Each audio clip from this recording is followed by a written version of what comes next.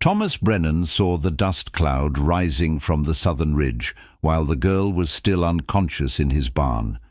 He'd found her 3 hours earlier, wandering barefoot through his cornrows with blood-dried black across her temple and a torn cavalry jacket that didn't belong to her draped over shoulders too small to fill it. She hadn't spoken a word, hadn't told him her name or where she came from or why an Apache arrow was still lodged in the jacket's shoulder seam. She'd just collapsed when he'd offered water, her legs finally giving out after what must have been miles of running. Now Thomas stood at his porch rail, watching that dust cloud spread wider across the horizon, and he understood with absolute clarity that whoever had chased this girl wasn't finished hunting. The ranch sat in a valley basin where Palo Duro Creek cut through red limestone and juniper thickets. Thomas had built everything himself over 6 years: the cedar log house with its stone chimney, the horse barn with hand-split shingles, the corral fencing that stretched 200 yards in either direction. He'd chosen this location specifically because the creek provided water year-round and the surrounding hills offered natural windbreaks. What he hadn't considered was how those same hills could hide an approaching war party until they were practically at his doorstep.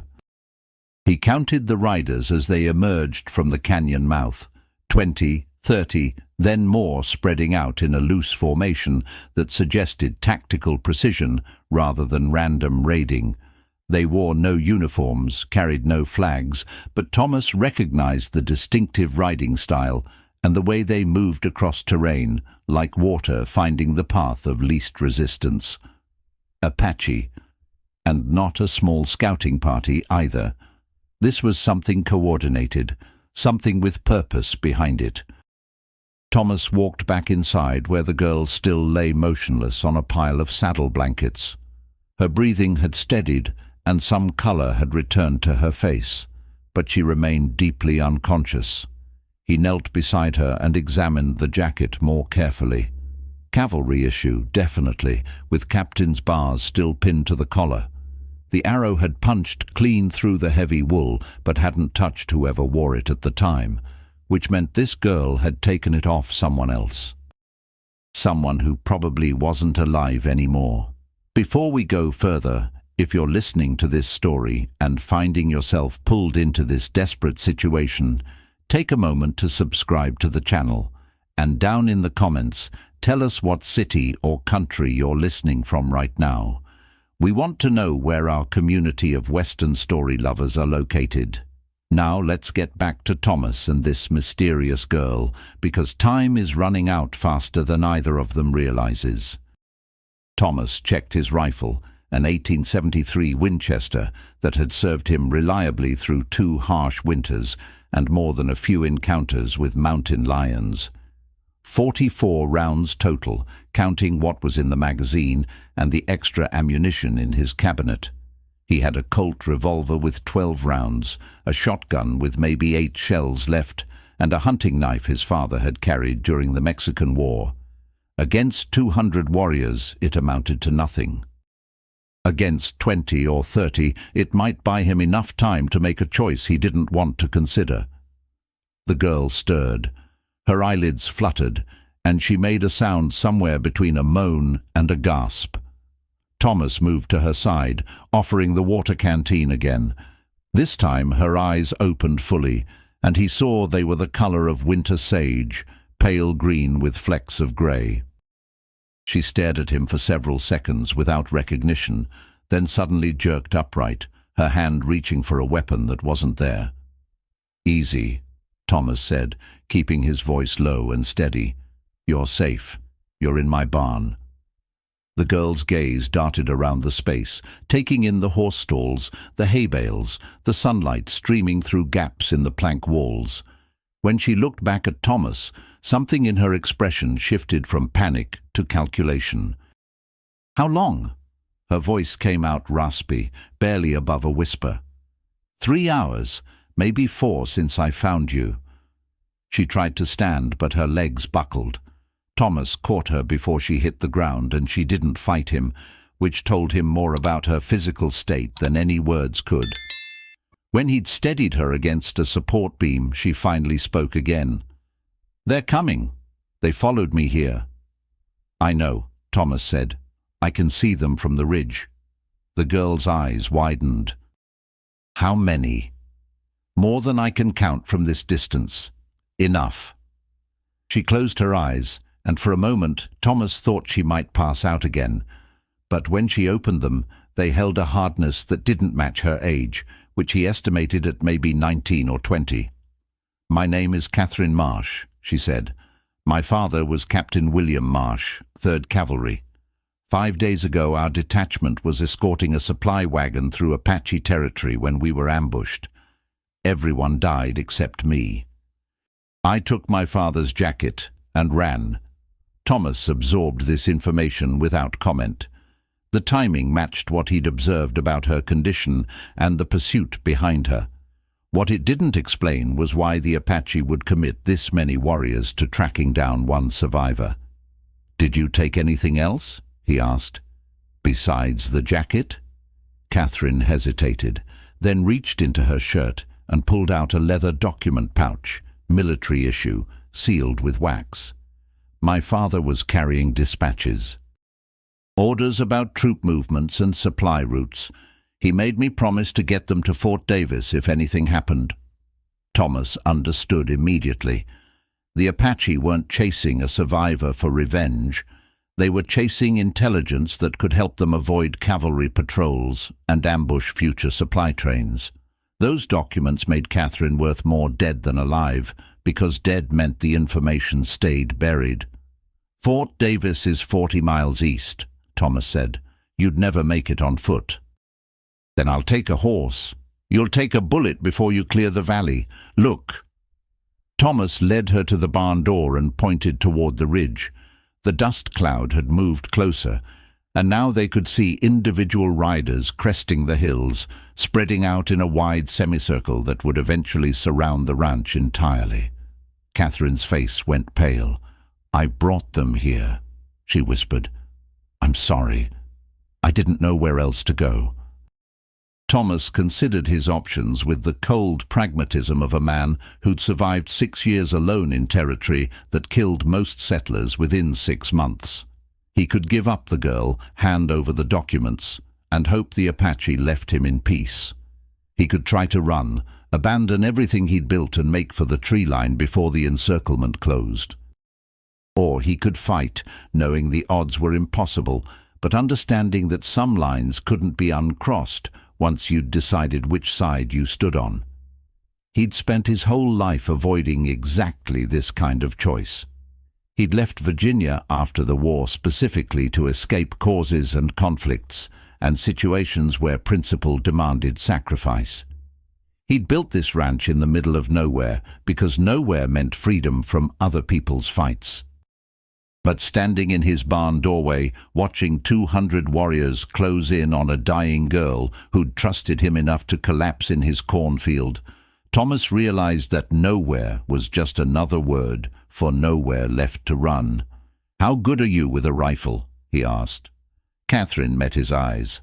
"My father taught me to shoot when I was 12. I can hit a target at 200 yards. "Can you hit a moving target at 100? "Yes." Thomas nodded. "Then we're going to make them pay for every inch of ground they take. Get up to the house, 2nd floor, north-facing window. There's ammunition in the cabinet beside the door. Load everything you can carry." They moved quickly, crossing the open ground between barn and house while the Apache war party was still positioning itself along the ridgeline. Thomas knew they wouldn't attack immediately. They'd wait, let the anticipation build, give him time to understand how hopeless his situation was. It was good tactics and good psychology. It also gave him time to prepare. The house had been built with defense in mind, even if Thomas had never expected to need it.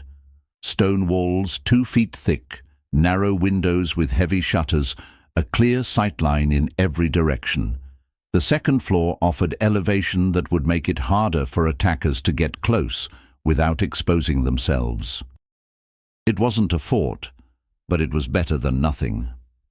Catherine took position at the north window while Thomas covered the eastern approach. They could see the war party clearly now, maybe 50 warriors visible on the ridges, with the rest presumably circling around to cut off escape routes. One rider separated from the others and approached alone, stopping about 300 yards from the house. He carried no weapons in his hands, which meant this was parley. "Should I shoot?" Catherine asked. "No, let's hear what he has to say." The warrior called out in accented English, his voice carrying clearly across the distance. "You have the girl. You have the papers. Give them to us, and you live. Fight, and you die with her." Thomas leaned out the window slightly. "The girl stays here. The papers stay with her. If you want them, you'll have to come take them." The warrior sat motionless for a long moment. Then he turned his horse and rode back to the ridgeline. Thomas watched him rejoin the others, watched them gather in what looked like discussion, watched them spread out even further along the high ground. When they started moving, it wasn't with the wild charge he'd expected. It was methodical, calculated, 20 warriors advancing while the rest provided covering positions. "Here they come," Thomas said. "Remember, aimed shots. Make every round count." The first warrior to break cover came from the eastern ridge, running low through the scrub brush toward the barn. Catherine's rifle cracked, and the warrior went down hard, tumbling forward into the dirt. The others immediately changed tactics, using the terrain for cover, advancing in short bursts between rocks and gullies. Thomas fired 3 times in quick succession, hitting one warrior in the shoulder and forcing 2 others back behind cover. The return fire came heavy and fast, arrows thudding into the wooden shutters and bullets spanging off the stone walls. One arrow found the gap beside Catherine's window and embedded itself in the ceiling beam 2 feet from her head. "They're trying to pin us down," Catherine said, firing again. "Keep us from seeing the flanking movement." She was right. While the frontal assault drew their attention, another group had worked their way around to the southern approach, using the creek bed for concealment. Thomas spotted them just as they broke from cover, 6 warriors running full speed toward the house. He shifted position, firing the Winchester as fast as he could work the lever action.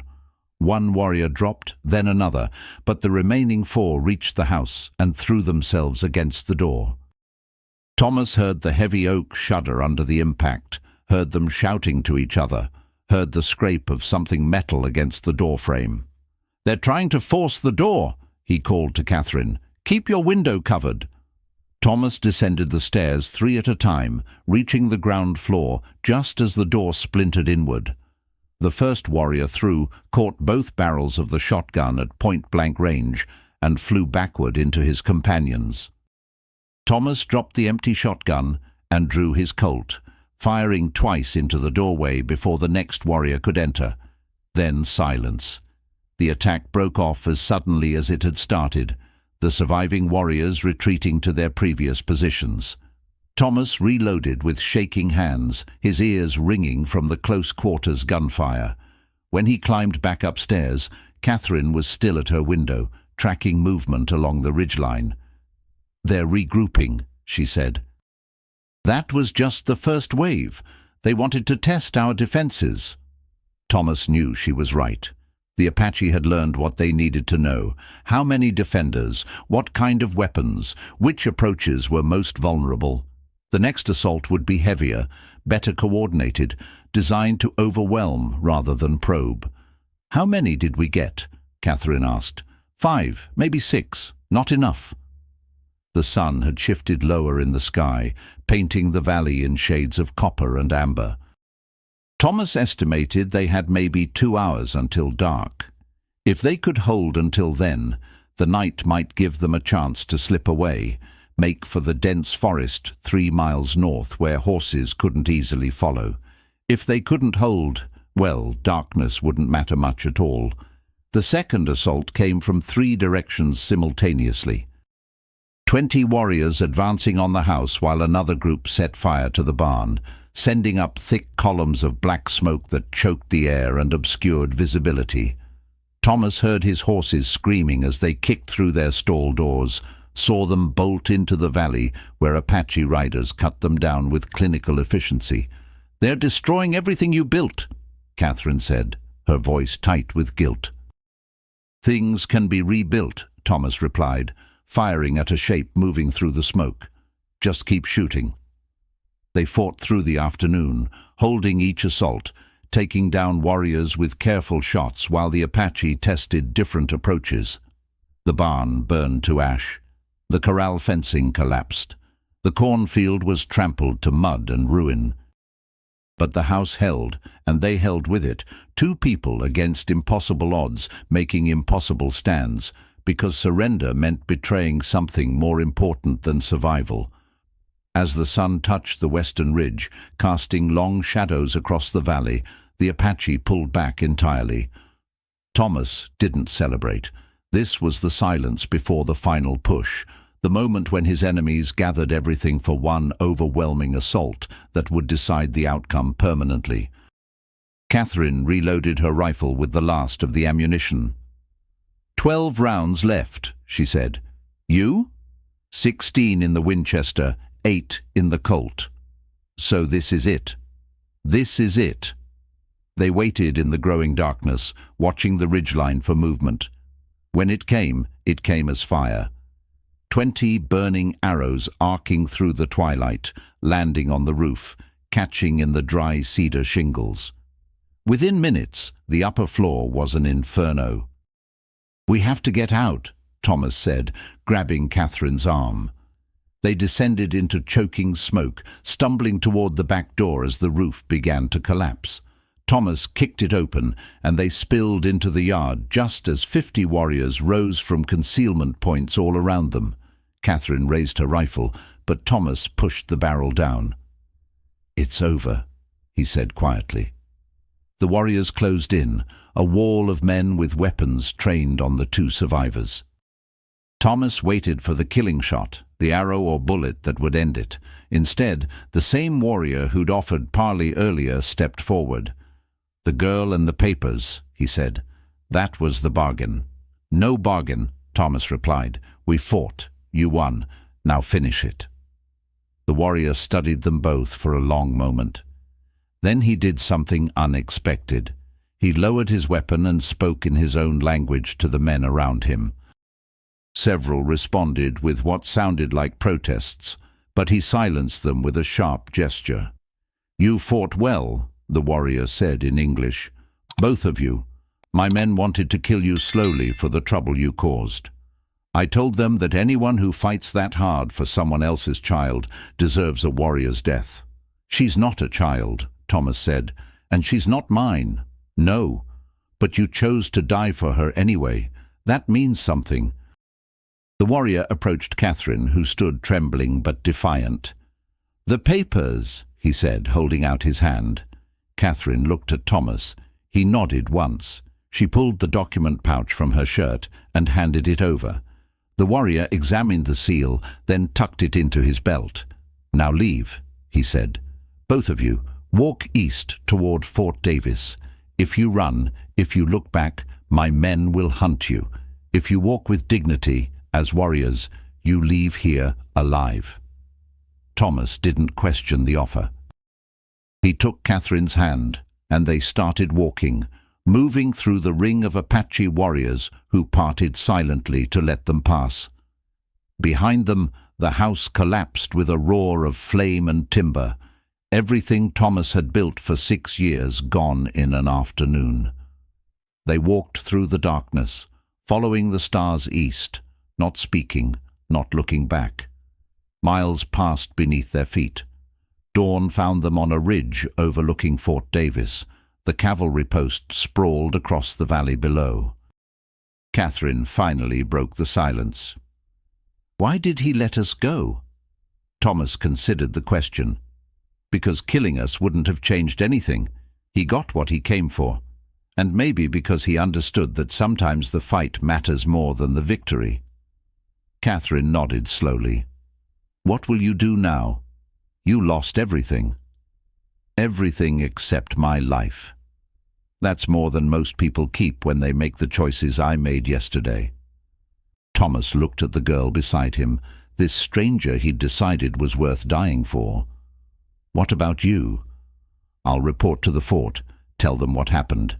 Try to convince them my father's sacrifice meant something, even though the dispatches are gone.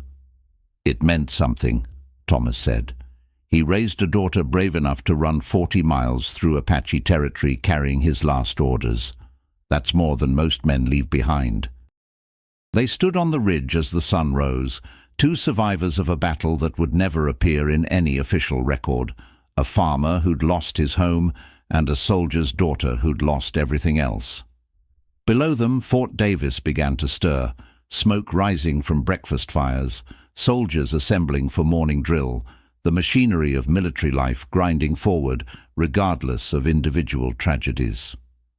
"When I tell them what you did," Catherine said, "they'll probably give you some kind of commendation.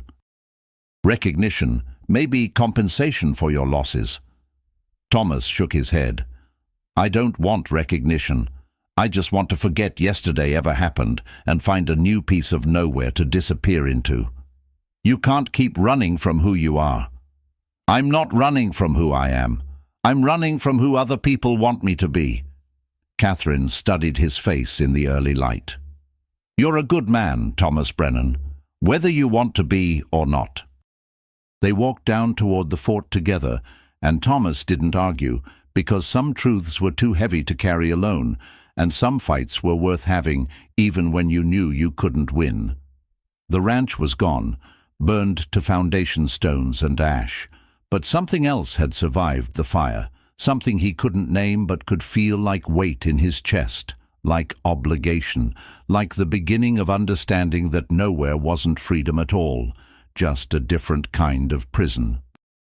At the fort gates, they finally stopped. Catherine turned to face him fully. "Will I see you again?" she asked. Thomas looked back at the eastern horizon, where smoke still rose from the valley that used to be his home. Then he looked at this girl who'd stumbled into his cornfield and changed everything. "Maybe," he said, "if I figure out where I'm supposed to go next.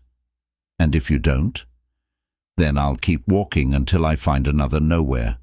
It's what I'm good at." Catherine smiled, sad and knowing. "Goodbye, Thomas." "Goodbye, Catherine." He watched her walk through the gates, watched the sentries surround her with questions and concern, watched her disappear into the fort's administration building.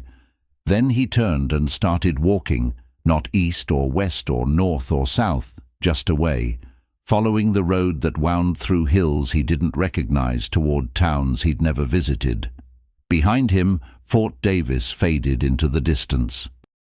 Ahead, the frontier stretched endless and indifferent, and somewhere in between, Thomas Brennan walked the line that separated everywhere from nowhere, searching for the place where a man could finally stop running from the choices that defined him. The sun climbed higher. The wind picked up, carrying dust and heat and the promise of storms building over distant mountains. And Thomas kept walking, because walking was easier than standing still, easier than examining too closely what he'd discovered about himself in that burning house, with 200 warriors outside and one scared girl who trusted him enough to collapse at his feet. Some lessons couldn't be unlearned, some fights couldn't be unfought. Some moments changed everything, whether you wanted them to or not. Thomas Brennan had learned all three yesterday. And today, walking the frontier road alone, he was beginning to understand that knowing and accepting were different things entirely, and the distance between them might take more than a lifetime to cross.